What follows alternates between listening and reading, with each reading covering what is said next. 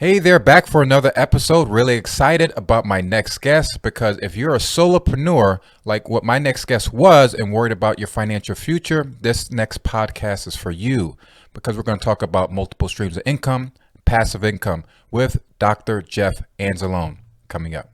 Welcome to the Wealth Through Real Estate Investing Podcast, your source for real-world strategies focused on creating long-term wealth, cash flow, and financial freedom through real estate. Through guidance, tips, and stories of highly successful real estate investors and thought leaders, we provide you the tools to succeed and to reach the lifestyle you always wanted. And now, your host, Dwaine Clarke.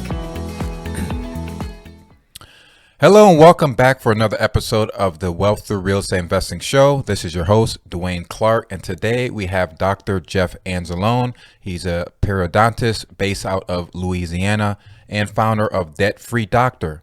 Dr. Jeff, how you doing? And thank you for joining us on the show. Yeah, thanks, Dwaine, for having me here. Looking forward to it. Absolutely. We're looking forward to it as well.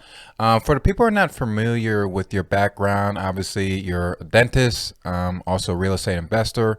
For the people who are not familiar with your journey and your story, would you mind sharing it for our audience? Yeah, absolutely. I'm probably like most of your audience, either now or how they used to be, trading time for money. And about 2 weeks before I completed my residency, the group that I was supposed to go and practice with pulled the job out from under us.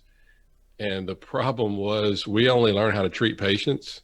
We don't learn how to run a business or run a practice. Mm-hmm. So with about $300,000 in student loan debt, an interest-only home we'd already purchased, and a 2-month-old, we were a little bit scared, as you can kind of imagine, but did a lot of praying, did a lot of networking with people, and long story short, had somebody take me under his wings to help me start my practice, was my mentor, and got to the point where using Dave Ramsey's baby steps, 7 baby steps, got to the point where we were debt free. But once we got to that point, it was kind of like, okay, now what?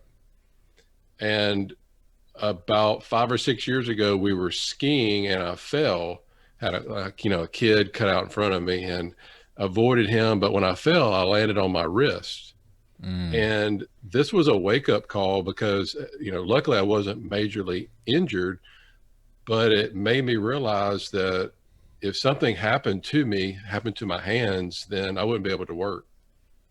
And I was only relying on one source of income, my active and highest tax earned income, which again, probably, a lot of people maybe out there that are listening to this also could be relying on one income stream. Mm-hmm. And that eventually led me to, searching out for passive income, which led me to real estate and starting this blog. And then it just kind of took off from there. Yeah, you definitely hit a lot of nails on the head there. Because me as a solopreneur, I have a real estate brokerage. I had other different businesses that were kind of relied on me. And if you're not there, and you mentioned trading time for money, and also you being a dentist where you work with your hands, and if something happened, that's it. So it's like how do you recover from that? And imagining you taking all this debt and all this education to, in your mind, like I'm gonna be a high paying, high earner in this field, which is, people aspire to, and not know that, anyone like that can be be wiped out financially if something happens to them. So I really resonate with that, your story. For the people, like myself, which I've kind of fixed over time, can you kind of talk about the importance of, multiple streams of income, and then we can kind of get into one of your major ventures of real estate investing? Yeah, I guess it just depends on if you want options, and I like options. Specifically, if you want to work probably until you're in your 60s or 70s, there's nothing wrong with that. But if, let's say along the way you want to do something else, or you want to help more people, or you want to work part-time and pursue something else. Well, that's kind of hard if you just have one income stream coming in. Mm-hmm. If you start building multiple income streams to replace your active income, then once that happens, then you have all these options and choices to really wake up and really just start pursuing the different things that you really want to achieve in life. Mm. And you had mentioned kind of some of the additional benefits as well earlier on, is that if you're a high income earner, is the, keeping more of that money into your pocket, taxes, as one of the major benefits. Outside of real estate, are you looking at other forms of income streams outside of like real estate investing?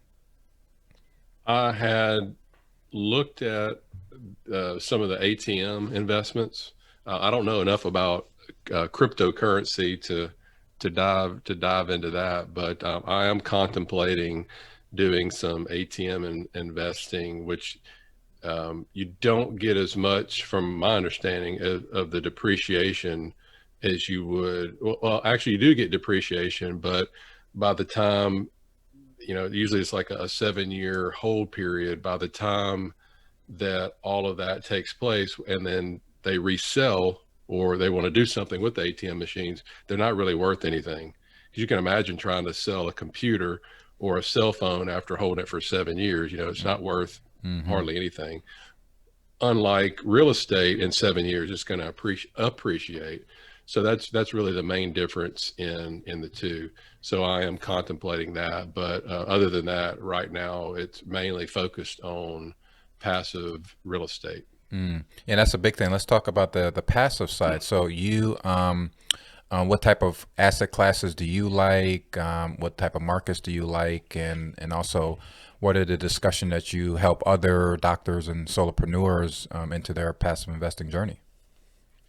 I think it's really important, especially if people are married, to get on the same page and figure out what you want and develop goals, and then that's going to guide you through what, a lot of the questions you just asked me. So for us, we have two teenagers. We want something to where it's less risky, and I would have totally different investing ideas if I was single, didn't have any kids. Mm-hmm.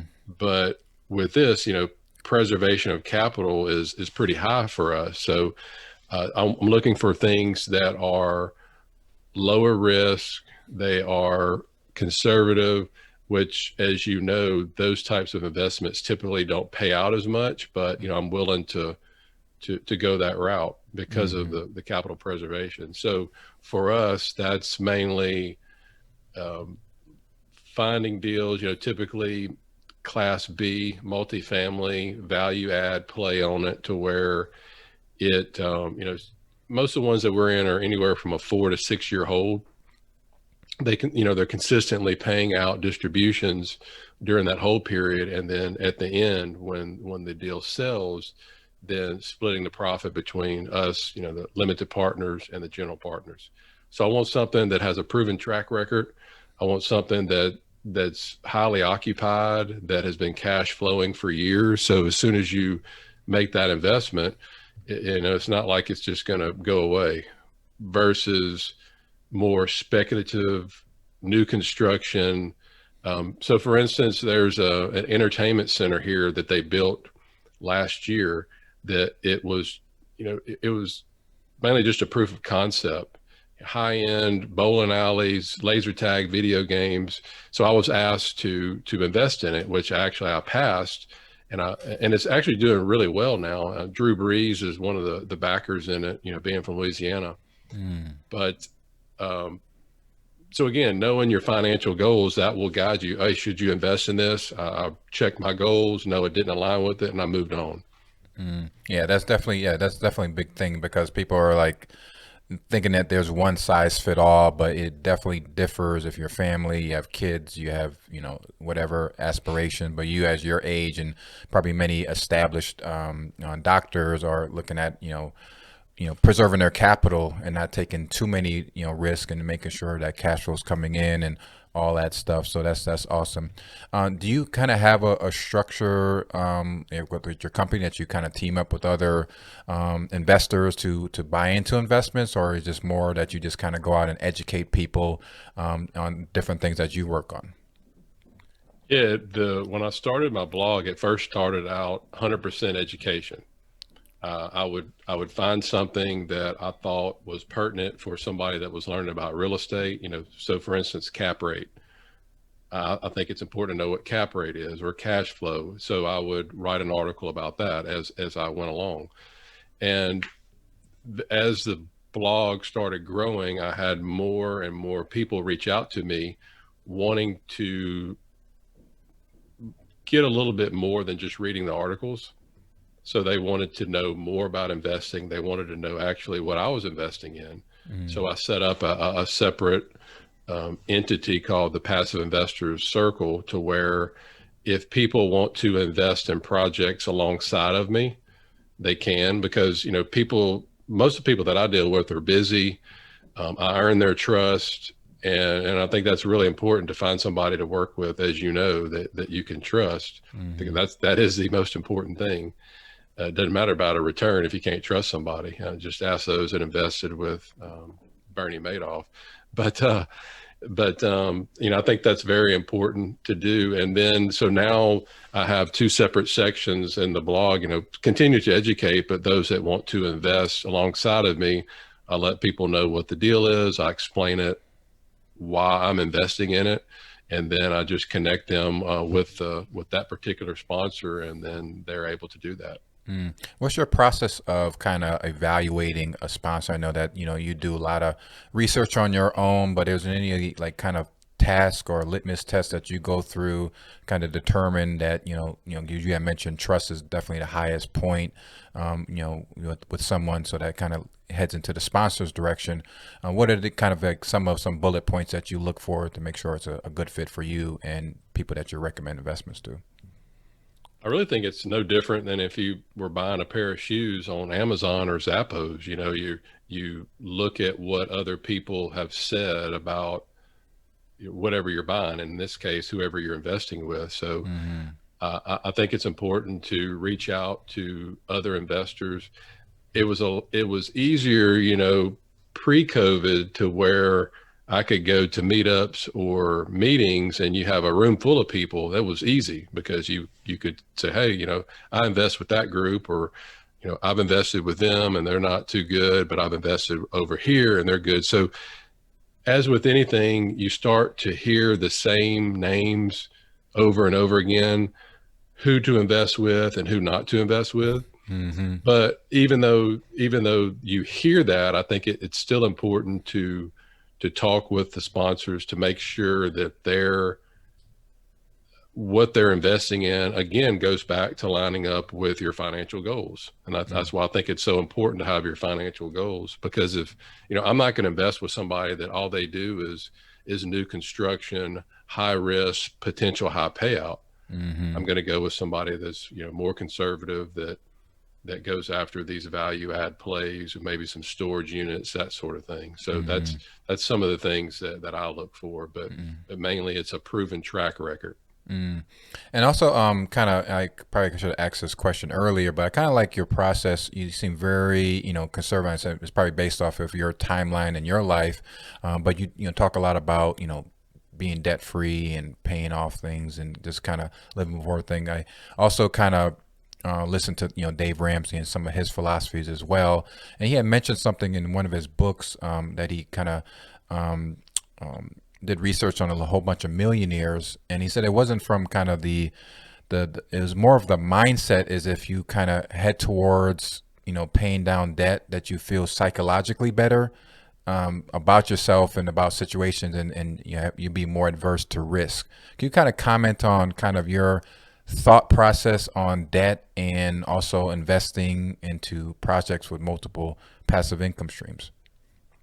Yeah, luckily I'd heard come across the Dave Ramsey show when I was in my residency, because that helped us when that issue happened to us once I completed my graduation. because I went from a more of an abundance mindset that, hey, I've got this debt, but I'm going to make pretty good money, to the Mm-hmm. job offer getting pulled out from under me. And you go into a fear slash scarcity mindset, which, Mm-hmm. Dwaine, honestly, it took, and I still fight with it. It's gotten a lot better, but it just goes to show you how quickly things can be taken away. I mean, who would have thought, the world would have shut down last year and I wouldn't be able to treat patients for several months. I mean, that Mm-hmm. you just can't. So you never know what's going to happen. So it's always good to have a backup plan. But we just followed his baby steps, which I didn't know anything else to do. I'd really never heard of, before listening to a show. I'd never heard of anybody paying cash for a car ever. Yeah, It yeah. was, you go in and they say, well, how much can you afford a month? And instead of, hey, I'm going to save up for, a used car. So it's Mm-hmm. just a different way of thinking. Mm-hmm. But, he has, once I went through that and now I'm at the point where I'm at, you can see his target audience is, for people that are really financially struggling, which most of the doctors and other people that have to go to school a long time, attorneys, other people that acquire more debt, they're in that same class as well. I recommend that you clean up your consumer debt, because it's as you know, it's tough to invest in these types of projects if you don't have much money. Mm-hmm. So you clean up that consumer debt and you get really good at what your trade, because the the better you are at what you do, the more money you can have to invest in passive assets that will eventually get you out of your career faster if you choose to. Mm-hmm. Yeah, and that's one thing I really resonate with you, because I kind of adopt that same type of principles as well, and I know a lot of people as well. But because traditionally people think like, real estate investor always high risk and kind of doing a lot of things with debt and stuff like that. Rich, if you use it smartly and kind of strategically, it can work very well. But also being very conscious, and especially that same approach, because you've been on both sides of the aisle, so therefore you have a lot of experience and felt it, and definitely can resonate with a lot of people that are in that same position. So I really appreciate you sharing that, and I kind of get to learn a little bit more about you. I kind of read your background, very interesting, wife, family, and things. But kind of take us through a typical workday for you, and do you have any special morning routines? I guess one of the perks of being self-employed, you can pretty much structure your day that like you want. So we knew early on that family was the most important for us. So right off the bat, well, actually the first couple of years I did work on Fridays just because Mm-hmm. of, having to build the practice. But once I got to the point where we were better financially, I quit working on Fridays, and typically I quit seeing patients around 3 o'clock each day. And that way I can have a healthy balance of work, still have time to go exercise, and then have time to, spend time with the kids, which now that's really taken up a lot of time with all their sports outings, which is great, because for those listening that have kids, you only have just a finite window that they're in your, under your house. Well, hopefully they're under your roof. You have, someone said the other day, you only have 18 summer vacations with your kids. Mm. And so we're getting down to where we don't really have a whole lot left while they're still with us in our house. So that's really important for us. As far as daily routines, I every morning, as a Christian, I read my Bible. I'm in the Word. I encourage my kids to do that as well. So that's start off that every morning in a positive mindset.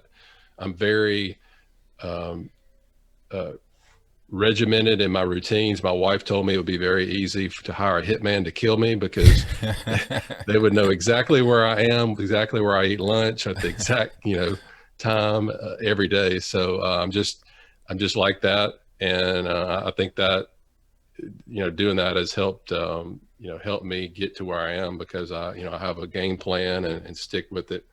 Um, I believe the guy's name, he was a pastor, Craig Groeschel, I believe that's his name. And I heard him not that long ago.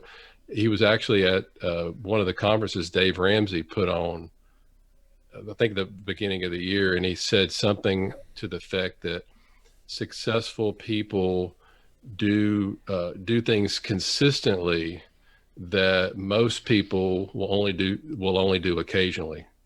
So it's Mm, just being consistent, just like take investing. If you consistently invest money in something every month, well, more than likely you're going to be successful versus the person that occasionally does it, just maybe hmm when they have a little extra money. Over time, that all that adds up.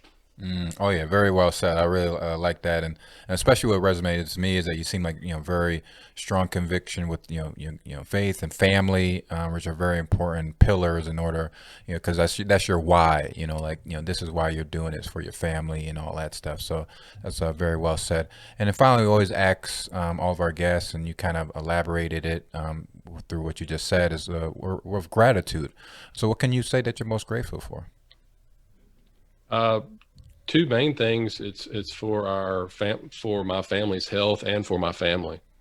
So, and what's the point of having wealth without health, right? So Hmm you know, that is the most important thing. Faith, family, and your health, and then work and careers outside of that. Absolutely, absolutely, very well said. And what's the best way to get in contact with you? They could go to the website. I actually put together a passive income guide, debtfreedr.com/free guide.